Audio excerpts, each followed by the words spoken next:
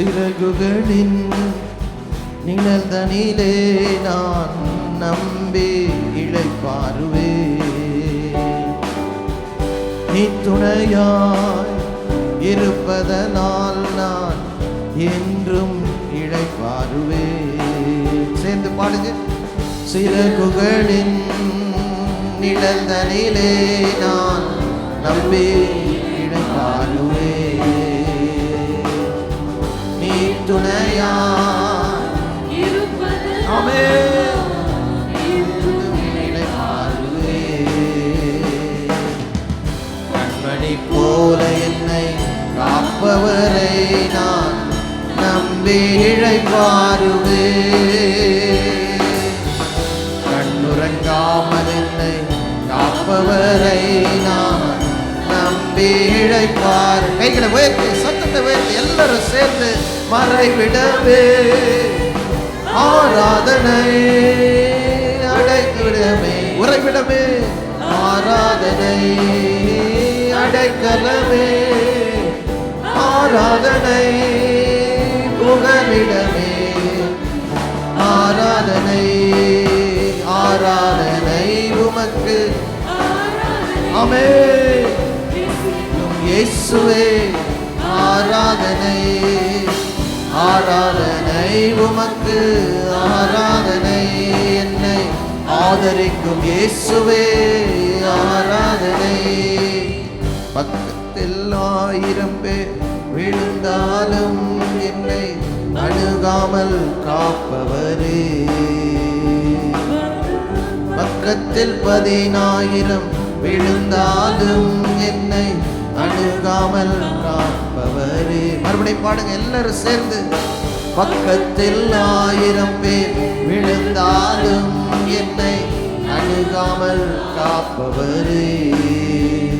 வல பக்கத்தில் 10,000 விழுந்தாலும் என்னை அணுகாமல் காப்பவரே.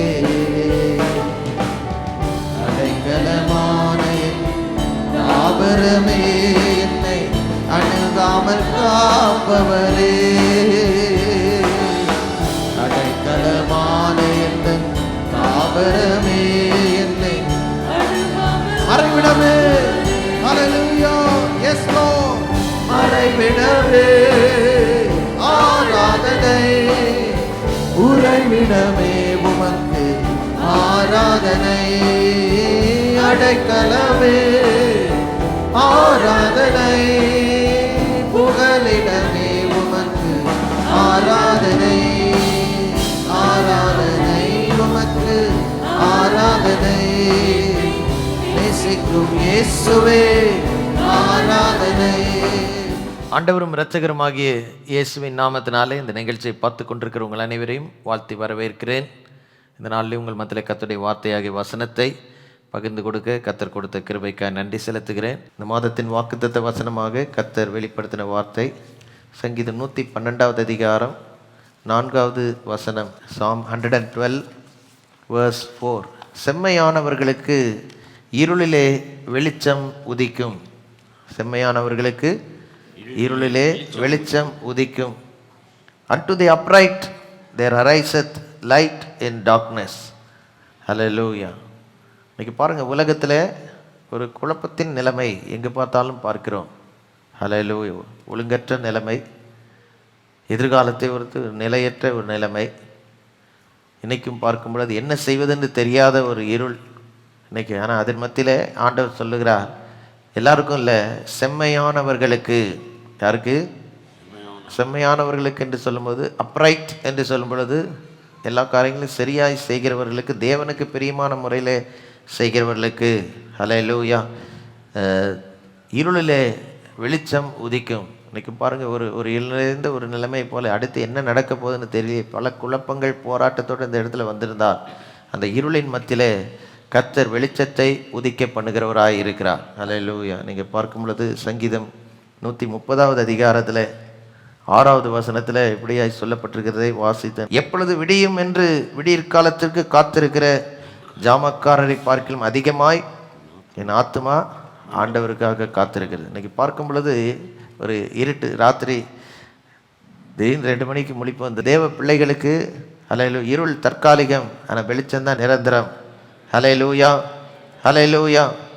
இன்னைக்கு பார்க்கும் பொழுது இந்த சங்கீதத்தில் 112வது அதிகாரத்தை நீங்கள் எடுத்து வாசிக்கும் பொழுது வெவ்வேறு விதமான ஜனங்களை குறித்து அங்கே சொல்லப்பட்டிருக்கதை பார்க்க உங்களுக்கு சுட்டி காட்ட விரும்புகிறேன். முதலாவது, அதுக்கப்புறமா இன்றைக்கி நம்ம படிக்க இருக்கிறோம், இருளிலிருந்து வெளிச்சத்தை ஆண்டவர் எதன் மூலியமாய் கட்டளையிடுகிறார், எதன் மூலியமாய் வெளிச்சத்தை இருளின் சூழ்நிலையில் கொண்டு வருகிறார் என்று சொல்லி பார்க்க இருக்கிறோம். ஹல்லேலூயா. முதலாவது பார்த்தீங்கன்னா இந்த சங்கீதம் 112 சொல்லப்பட்ட கிட்டத்தட்ட 4-5 விதமான ஜனங்களில் ஹல்லேலூயா முதல் கூட்டம் கர்த்தருக்கு பயந்து அவர்கள் கட்டளைகளில் மிகவும் பிரியமாய் இருக்கிற மனுஷன். கர்த்தருக்கு பயந்து அவர் கட்டளைகளில் மிகவும் பிரியமாய் இருக்கிற மனுஷன். இன்னைக்கு பார்க்கும் பொழுது மனுஷன் இங்கே எல்லா இடத்துலையும் அவன்னு போட்டிருக்கும், மனுஷன் என்று போட்டிருக்கும். பைபிளில் எல்லாமே ஆண்பால் அடிப்படையாக தான் எழுதியிருந்தாலும் அது எல்லாருக்கும் பொருத்தமாக இருக்கும். ஆண்கள், பெண்கள், பிள்ளைகள் என்று எந்த வரம்பு இல்லாமல் எல்லாருக்குமே இந்த போதனைகள் பொருத்தமாக இருக்கும். Blessed is the man who feareth the Lord and delighteth greatly in his commandments அப்படின்னு சொல்லப்பட்டிருக்கிறது. அதில் அடுத்த வசனத்தை பார்க்கும் பொழுது அவன் சந்ததி பூமியிலே பலத்திருக்கும் என்று சொல்லிவிட்டு செம்மையானவர்களின் வம்சம். செம்மையானவர்கள் என்றால் என்ன அப்படின்னா முதல் வசனத்தை நீங்கள் எடுத்து பார்க்கணும். கர்த்தருக்கு பயந்து அவர் கட்டளையின்படி செய்கிற ஜனங்கள் தான் செம்மையானவர்கள். ஹல்லேலூயா. செம்மை என்று சொல்லும் பொழுது சரியானது என்ற அர்த்தம். செம்மையானது என்று சொல்லும் பொழுது தமிழ் மொழியில் அது பார்க்கும் பொழுது சரியான வாழ்க்கை, ஆசீர்வாதமான வாழ்க்கை. செம்மையானவர்கள் மாத்திரம் என்று, செம்மையானவர்களுக்கு இருளை வெளிச்சம் ஒதுக்கிறது மாத்திரமல்ல, செம்மையானவருடைய வம்சம் ஆசீர்வதிக்கப்படும். இன்னைக்கு வாழ்க்கையில் ஏன் குழப்பங்கள், சரியான வழியில் நடக்காம உலகத்தின் வழக்கத்தின்படி உலக செய்கைகளின்படி பாவ காரியங்களுக்கு வாழ்க்கையில் இடம் கொடுத்து அசுத்தங்கள் அநியாயங்கள் வாழ்க்கையில் வீட்டுக்குள்ளே வரும் பொழுது தான் அங்கே இருள் வர ஆரம்பிக்கிறது. ஹல்லேலூயா. ஆனால் இன்னைக்கு யார் யாரெல்லாம் கர்த்தருடைய வசனத்துக்கு இடம் கொடுக்கிறார்களோ அவங்க வாழ்க்கையில் இருளிலே வெளிச்சம் உதிக்கும். கர்த்தருக்கு பயந்து அவர் கட்டளையில் மிகவும் பிரியமாக இருக்கிறவன் என்று சொல்லி அவன் எப்படிலாம் இருப்பான்னு பார்த்தீங்கன்னாக்கா, அவன் சந்ததி பூமியிலே பலத்திருக்கும், செம்மையானுடைய வம்சம் ஆசீர்வதிக்கப்படும், ஆஸ்தியும் ஐஸ்வர்யம் அவனுடைய வீட்டில் இருக்கும், அவனுடைய நீதி என்றைக்கும் நிற்கும் என்று சொல்லியிருக்கு. இந்த 2 வசனங்கள் கர்த்தருக்கு பயந்த ஒரு கட்டளை மிகவும் பிரியமாக இருக்கிறவர்களுக்கு சொல்லப்பட்ட வாக்கு தத்தங்கள். தொடர்ந்து அடுத்த வசனத்தில் செம்மையானவர்கள் என்று ஒரு கூட்டம் சொல்லப்பட்டிருக்கு. செம்மையானவர்கள், ஹல்லேலூயா. அதை தான் இப்போ நம்ம படித்து கொண்டிருக்கிறோம். அவர்களுக்கு இருளிலே வெளிச்சம் உதிக்கும். பல காலங்களாக ஒரு இருள் நிறைந்த ஒரு நிலைமையில் என்ன நடக்க போகிறது ஒரு குழப்பத்தோடு கூட இந்த இடத்துக்குள்ளே வந்திருந்தால் செம்மையானவர்களுக்கு கண்டிப்பாக இருளிலே ஒரு வெளிச்சம் உதிக்கும் என்று ஆண்டவர் சொல்லுகிறார். ஹல்லேலூயா. உங்கள் வாழ்க்கையில் எந்த போராட்டம் பிரச்சனையாக இருந்தாலும் வெளிச்சம் ஒளியாக இருக்கிற தேவ பிரசனத்துக்குள்ளே வந்திருக்கிறோம். அந்த காலத்திலேருந்து ஆச்சரியமான ஒளிக்குள்ளாக இன்னைக்கு வந்திருக்கிறோம். ஹல்லேலூயா. இன்னைக்கு நிச்சயமாகவே கர்த்தர் எதிர்காலத்தை உங்களுக்கு ஒளிமயமாக மாற்றி தருவார் என்பதில் எந்த விதமான சந்தேகமும் இல்லை. ஹல்லேலூயா. செம்மையானவர்களுக்கு இருளிலே வெளிச்சம் உதிக்கும் என்று சொல்லி இந்த வெளிச்சத்தில் இருக்கிற ஜனங்கள் எப்படி இருப்பார்கள் என்று பார்த்தீங்கன்னா, அவன் இரக்கமும் மன உருக்கமும் நீதியும் உள்ளவனாக இருப்பான். இன்னைக்கு பார்க்கும்போது செம்மையானவர்கள் என்று சொல்லும்போது அவங்க எப்படி இருக்கணும்? இரக்கம் உள்ளவர்களாக இருக்கணும். உலகத்தில் இரக்கமற்ற நிலைமையில் ஜனங்க வாழ்கிறதை பார்க்கணும். மற்றவர்களை இறக்குவதில் தான் இருக்கிறார்கள். தாங்க நல்லவர்கள் என்றும் நீதி உள்ளவர்கள் நியாயமுள்ள மற்ற ஒருத்தனும் சரி கிடையாது என்கிற பார்வையில் பார்க்கிற ஒரு உலகத்தில் வாழ்ந்து கொண்டிருக்கிறோம்.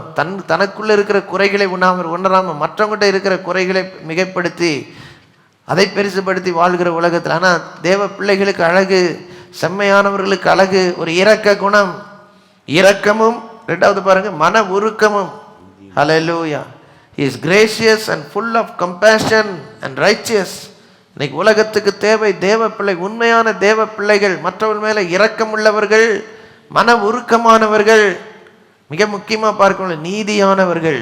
அநீதி நிறைந்த உலகத்தில் இன்றைக்கு செம்மையானவர்கள் எப்படி இருப்பாங்க? நீதி உள்ளவர்களாக இருப்பாங்க. அடுத்த வசனத்தை பார்த்தீங்கன்னா, இறங்கி கடன் கொடுத்து தன் காரியங்களை நியாயமானபடி.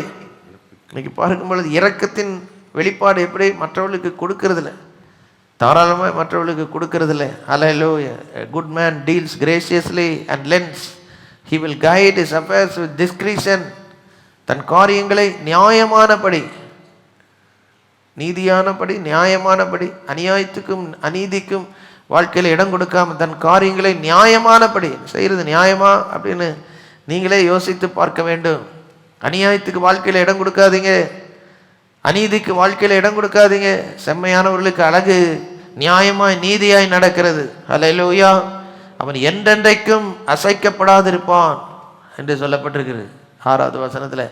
அடுத்தது ஒரு கூட்டம் அங்கே சொல்லப்பட்டிருக்கிறது, ஒரு மனிதன் நீதிமான். இது ரொம்ப முக்கியமான ஒரு காரியம். இதுக்கப்புறம் வர்றது எல்லாமே நீதிமானுக்கு இருக்கிற ஆசீர்வாதங்கள். அல்லேலூயா. முதல்ல கர்த்தருக்கு பயந்த ஒரு வழிகளிலே அவர் கட்டளைகளில் மிகவும் பிரியமாக இருக்கிற மனுஷன், 2வது செம்மையான மனுஷன், 3வது நீதிமான். இந்த வசனத்தில் இந்த அதிகாரத்தில் சொல்லப்பட்ட வெவ்வேறு கூட்ட ஜனங்கள் நீதிமானுக்கு இருக்கிற ஆசீர்வாதங்களை பார்க்கும் பொழுது எடுத்த உடனே துர்ச்செய்தியை கேட்கிறதுனால அவன் பயப்படாது நிற்பான். அவன் இருதயம் கர்த்தரை நம்பி திடனாய் இருக்கும். நீதிமானுக்கு அழகு என்னது? என்ன சூழ்நிலை வந்தாலும் அவங்க அநீதிக்கும் அநியாயத்துக்கும் கை கொடுக்க மாட்டாங்க. எனக்கு ரொம்ப பிடித்தமான ஒரு வசனம் சங்கீதம் 125வது அதிகாரம் 3வது வசனம். சங்கீதம் 125:3 நீங்கள் எடுத்து வாசிக்கும் நீதிமான்கள் அநியாயத்திற்கு தங்கள் கைகளை நீட்டாதபடிக்கு ஆகாமியத்தின் கொடுங்கோல் நீதிமான்களுடைய சுதந்திரத்தின் மேல் நிலைத்திராது என்று சொல்லப்பட்டிருக்கிறது. அவன் இருதயம் உறுதியாயிருக்கும். மறுபடியும் சங்கீதம் 112:8 தொடர்ந்து வந்தீங்கன்னா, his heart will be fixed trusting in the Lord. ஹல்லேலூயா. அவன் இருதயம் ஹல்லேலூயா உறுதியாயிருக்கும். அவன் தன் சத்துருக்களை சரி கட்டுதலை காணும் மட்டும் எப்படி இருப்பான்? பயப்படாதிருப்பான். வாரி இறைத்தான். அடுத்து ஒரு கூட்டம் இருக்கு பாருங்க, வாரி இறைக்கிற கூட்டம். ஹல்லேலூயா. பிடித்து வைத்து யாருக்குமே கொடுக்காம வெளிப்படுத்தாம மறைப்பொருள்களை போல சில முக்கியமான தகவல்களை கொடுக்க மாட்டாங்க. உங்களை சுற்றி இருக்கிற ஜனங்களுக்கு நல்ல உதவியுள்ளவர்களாக இருக்கும். தேவ பிள்ளை வேலை ஸ்தலத்தில் இருக்கிறீங்களா? புதுசாக ஒருத்தன் வேலைக்கு ஜாயின் பண்ணியிருப்பான். நீங்கள் போய் முதல் வேலைக்கு ஜாயின் பண்ணும்போது எவ்வளோ கஷ்டப்பட்டீங்க என்பதை உணர்ந்து வருகிறவனுக்கு அதே கஷ்டத்தை கொடுக்கக்கூடாது. நிறைய பேர் பார்க்கும்போது ஃபஸ்ட்டு வேலையில் போய் ஜாயின் பண்ணும்போது ஏற்கனவே படித்து இருக்கிறவர்கள் முதல்ல இருக்கிறவர்கள் எந்த அளவுக்கு இம்சை பண்ண முடியுமோ பண்ணுவானுங்க. அப்போ தான் இவன் கற்றுக்குவான்னு நினைப்பேன். அப்படி கிடையாதுங்க. நீங்கள் எவ்வளோ கஷ்டப்பட்டீங்களோ அதே கஷ்டத்தை வருகிறவனுக்கு நீங்கள் கொடுக்கக்கூடாது. அது தேவ பிள்ளைகளுடைய அழகு. பணம் கொடுக்கறது மாத்திரம் வாரி இறைத்தான் கிடையாது, தகவல்களையும் வாரி இறைக்க வேண்டும், மற்றவர்களுக்கு உதவியாக இருக்க வேண்டும். வாரி இறைத்தானா அதே சமயத்தில் உதவிகளையும் தாராளமாக செய்யணும். வாரி இறைத்தான், ஏழைகளுக்கு கொடுத்தான். இன்னைக்கு பாருங்க, இது ஒரு கூட்டம். 9:10 இவர்களுடைய ஆசீர்வாதம், அவனுடைய நீதி என்றென்றைக்கும் நிற்கும், அவனுடைய கொம்பு தாராள குணம், உதார குணமுள்ள ஆத்மா செழிக்கும். நீதிமொழிகள் 11வது அதிகாரம் 25வது வசனம் நினைக்கிறேன். நீதிமொழிகள் 11:25 உதார குணமுள்ள ஆத்மா செழிக்கு. எவன் தண்ணீர் பாய்ச்சுகிறானோ அவனுக்கு தண்ணீர் பாய்ச்சப்படும் என்று சொல்லப்பட்டிருக்கிறது. அன்பான தேவனுடைய பிள்ளைகளே, ஹல்லேலூயா, தாராளமாக இருக்கும். ஆனால் இன்னைக்கு முக்கியமான தலைப்புக்கு வருகிறோம். செம்மையானவர்கள். செம்மையானவர்களுக்கு என்ன ஆசீர்வாதத்தை ஆண்டவர் வைத்திருக்கிறாரு? இருளிலே வெளிச்சத்தை உதிக்க பண்ணுவார். தேவ பிள்ளைகளுக்கு ஒரு பேர் இருக்கு, அப்ரைட் பீப்புள், செம்மையானவர் ஜனங்கள். அவர்களுக்கு இருளிலே தேவன் வெளிச்சத்தை உதிக்க பண்ணுவார். 3 சூழ்நிலைகளை இன்னைக்கு சுட்டி காட்ட விரும்புகிறேன். அவர் God who makes the light to arise in darkness. இருளிலே வெளிச்சத்தை உதிக்க செய்யும் தேவன். எழுதி கொள்ளுங்க, இருளிலே வெளிச்சத்தை உதிக்க செய்யும் தேவன். God who makes the light to arise in darkness. என்ன விதமான டார்க்னஸ்? முதல் டார்க்னஸ் பைபிளில் சொல்லப்பட்டிருக்கிறது ஆதியாகமம் 1வது அதிகாரத்தில். ஆதியிலே தேவன் வானத்தையும் பூமி உண்டாக்கின 1வது அதிகாரம் 1வது வசனத்தை பார்க்கும் பொழுது, அடுத்த வசனத்தை பார்த்தீங்கன்னா, பூமி ஒழுங்கின்மையும் வெறுமையுமா இருந்தது, ஆழத்தின் மேல் இருள் இருந்தது, தேவ ஆவியானவர் ஜலத்தின் மேல் அசைவாடி கொண்டிருந்தார். இன்னைக்கு பாருங்க, ஒழுங்கற்ற ஒரு நிலைமை, அதுதான் இருளின் முதல் காரியம். ஒழுங்கில்லாத வாழ்க்கை. அதாவது பாருங்க, ஒரு கட்டுப்பாட்டுக்கே அடங்காத ஜனங்கள், ஒரு தலைமைத்துவத்துக்கு கீழே இருக்க முடியாத ஜனங்கள், தேவனுடைய தலைமைத்துவத்துக்கு இல்லாமல் முடியாமல் இருந்துதான் இந்த ஆதியாகமம் 1வது அதிகாரத்துக்கு முன்னால் என்ன இருந்ததுன்னு சொல்லி நிறைய பேர் யோசித்து பார்க்கிறார்கள். இதுக்கு முன்னால் இருந்த உலகத்தை ஒரு ஆண்டவர் நியாயம் தீர்த்து அதுக்கப்புறமா தான் இந்த இருள் நிறைந்த நிலைமைக்கு போச்சுன்னு இதெல்லாம் சொல்கிறாங்க. அது இப்படியோ நமக்கு சொல்கிறதுக்கு இல்லை. ஆனால் ஆரம்பத்தில் பார்க்கும் பொழுது ஒரு ஒழுங்கற்ற நிலைமை பூமியிலே காணப்பட்டது. இன்றைக்கும் பார்க்கும் பொழுது அதே ஒழுங்கில்லாத நிலைமை இன்னைக்கு எல்லாம் செடி கொடி மரங்கள் பிராணிகள் எல்லாம் இருந்தாலும் ஒழுங்கே இல்லை. ஹல்லேலூயா. அதனால தான் இன்றைக்கு ஒரு இருள் உலகத்தில் காணப்படுகிறது. ஒழுங்கில்லாத ஒழுக்கம் இல்லாத, ஒழுங்கில்லாதன்னு சொல்லும்போது ஒழுக்கம் இல்லாத நிலைமை, இருள் ஆழத்தின் மேல் இருந்தது என்று வாசிக்கிறோம். ஆனால் அதன் மத்தியில் 3வது வசனம் தான் மாற்றத்தின் வசனம். தேவன் வெளிச்சம் உண்டாக கடவுது என்றார். இருளிலிருந்து வெளிச்சத்தை தேவன் எப்படி கொண்டு வருகிறார்? முதலாவது தம்முடைய வார்த்தையினாலே. இன்றைக்கும் பாருங்க, இருளிலிருந்து வெளிச்சம் உதிக்க வேண்டுமா? நீங்கள் வார்த்தையை நம்பி வாழணும். சங்கீதம் 112 நீங்கள் எடுத்து வாசிக்கும்போது, கர்த்தருக்கு பயந்து அவர் கட்டளைகளில் மிகவும் பிரியமாயிருக்கிற மனுஷன் பாக்கியவான். ஹல்லேலூயா. இன்னைக்கு வார்த்தையாகிய வசனத்தினால் வருகிற வெளிச்சம், அதான் முதல் காரியம். ஹல்லேலூயா. without the word there is no light. ஹல்லேலூயா. சங்கீதம் 119வது அதிகாரம் 105வது வசனத்தில் ஆண்டவர் தெளிவாக இப்படியாய் சொல்லுகிறார், உம்முடைய வசனம் என் கால்களுக்கு தீபமும் என் பாதைக்கு வெளிச்சமாக இருக்கிறது. இன்னைக்கு வாழ்க்கையில் இருள் மாறி வெளிச்சம் வர வேண்டுமா? வசனத்துக்கு முக்கியத்துவம் கொடுங்க. என்னென்ன ஆசீர்வாதங்களை தேடுகிறீங்களோ அதுக்குரிய வசனங்களை ஒரு புஸ்தகத்தில் எழுதி வைத்து தினந்தோறும் அதை அறிக்கையிட்டு கிளைம் பண்ணி ஜெபம் பண்ணுங்க. அந்த இருள் நிறைந்த சூழ்நிலை மாறி ஒரு வெளிச்சத்தை கர்த்தர் இந்த மாதத்தில் கொடுப்பார். ஹல்லேலூயா.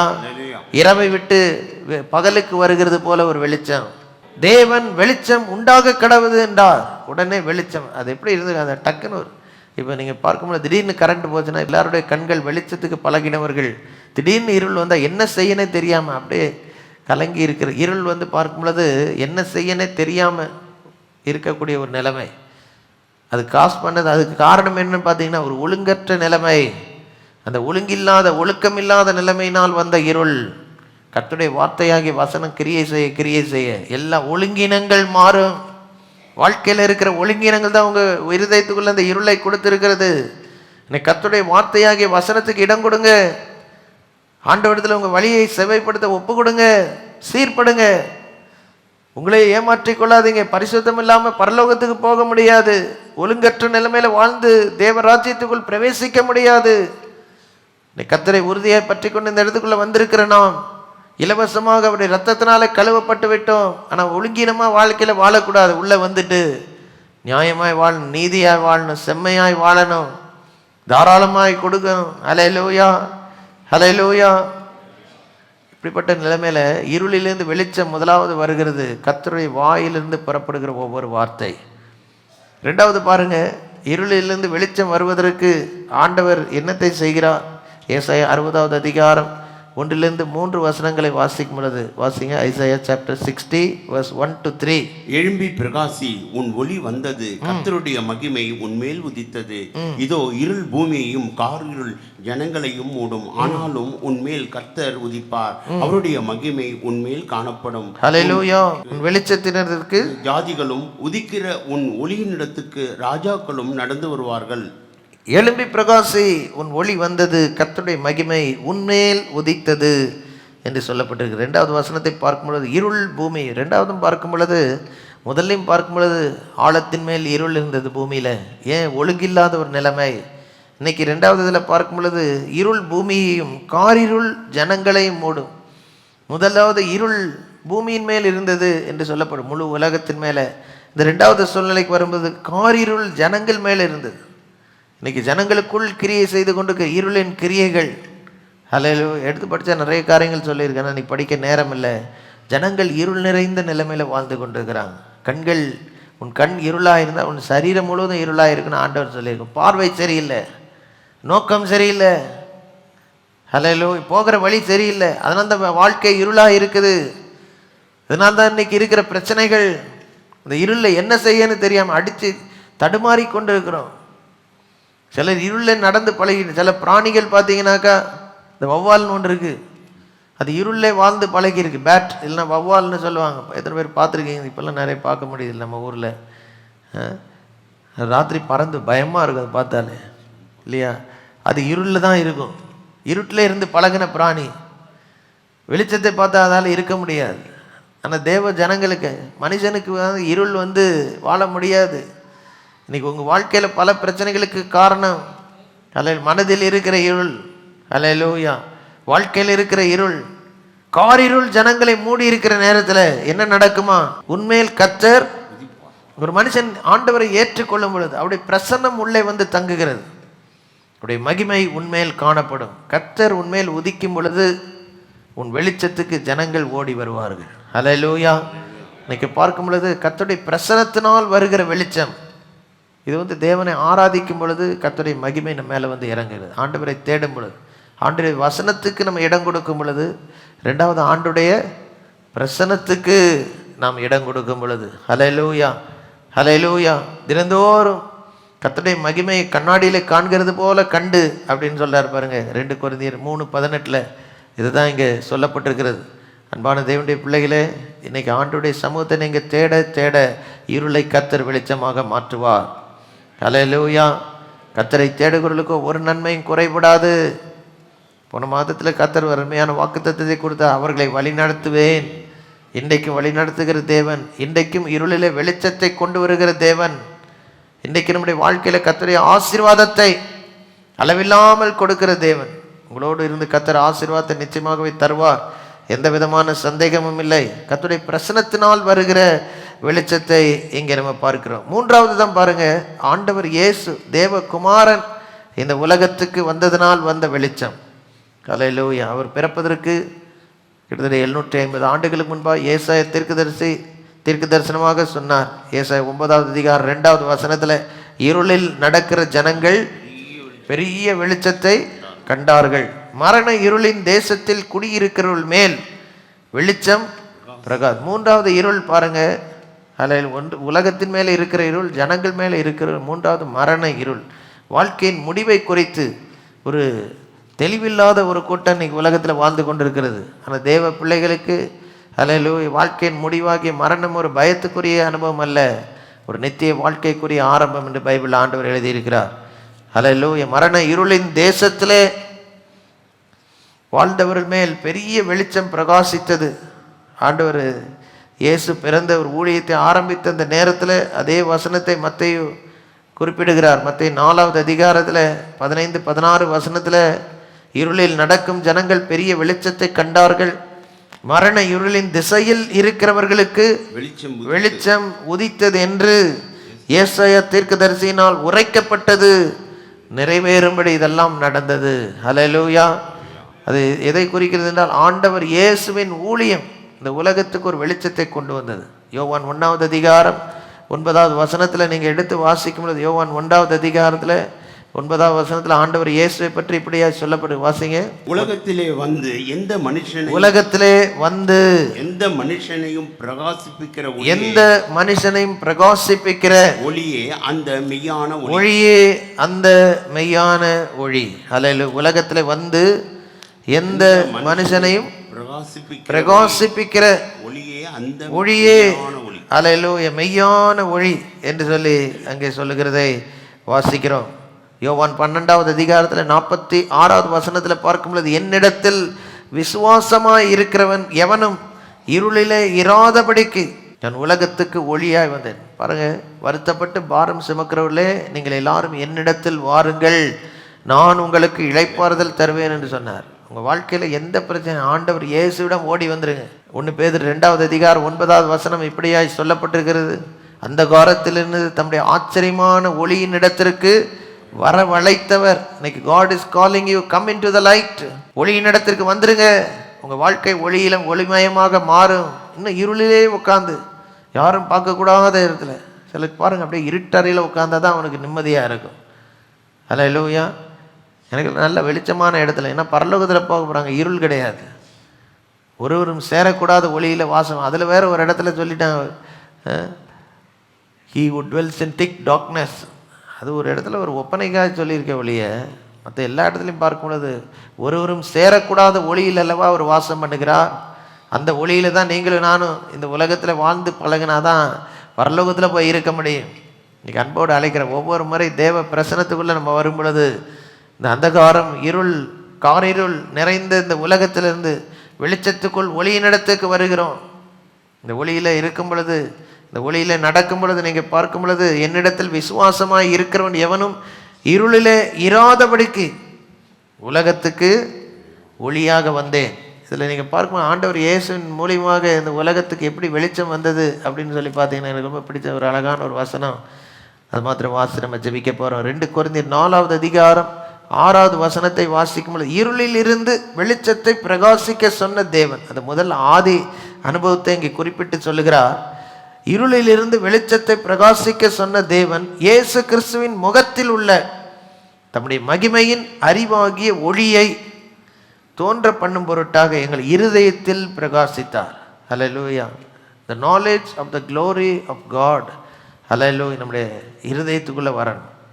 உண்மையான ஒளி எப்பன்னா ஒரு அறியாமை நிலைமை மாறி தேவ மகிமையை அறிந்து கொள்ளுகிற ஒரு அறிவு நம்ம உள்ளத்துக்குள்ளே வருது பாருங்க, அதுதான்.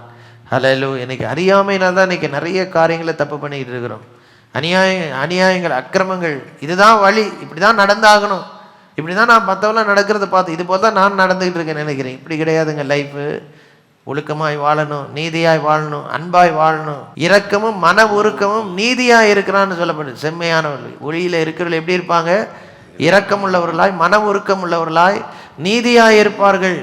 இப்படிப்பட்ட ஒரு வாழ்க்கை வாழ கர்த்தர் உங்களுக்கு உதவி செய்வாராக. வருகிற நாட்களில் இது குறித்து இன்னும் தெளிவாக நம்ம படிக்க இருக்கிறோம். ஆனால் இன்னைக்கு ஹல்லேலூயா, இருள் நிறைந்த உலகத்தில், காரிருள் நிறைந்த ஜனங்கள் மத்தியில், மரண இருளின் பள்ளத்தாக்கின் மத்தியில் வாழ்ந்து கொண்டிருக்கிற மனுக்குலத்திலிருந்து ஒளியினிடத்துக்கு வரவழைக்கிற தேவன். அவர் தான் சொல்றாரு, செம்மையானவர்களுக்கு இருளிலே வெளிச்சம் உதிக்கும். எப்படி சூரியன் உதிக்கிறது போல தேவ பிள்ளைகளுக்கு ஹல்லேலூயா ஆசீர்வாதத்தின் வெளிச்சத்தை கர்த்தர் உதிக்க செய்வார். கர்த்தர் நிச்சயமாக எங்களை ஆசீர்வதிப்பார். கண்களை மூடி நம்ம ஜெபம் பண்ணுவோம். இருக்கிற ஒவ்வொருவருக்காக இப்பொழுது ஜெபிக்கிறேன். செம்மையானவர்களுக்கு இருளிலே வெளிச்சம் உதிக்கும் என்று வாக்கு பண்ணின தேவனே, பிள்ளைகளுக்கு அந்த வெளிச்சம் உதிக்கட்டும். ஒளிமயமான ஒரு எதிர்காலத்தினை தருவீராக. எல்லா காரிருள்கள் நீங்கட்டும்.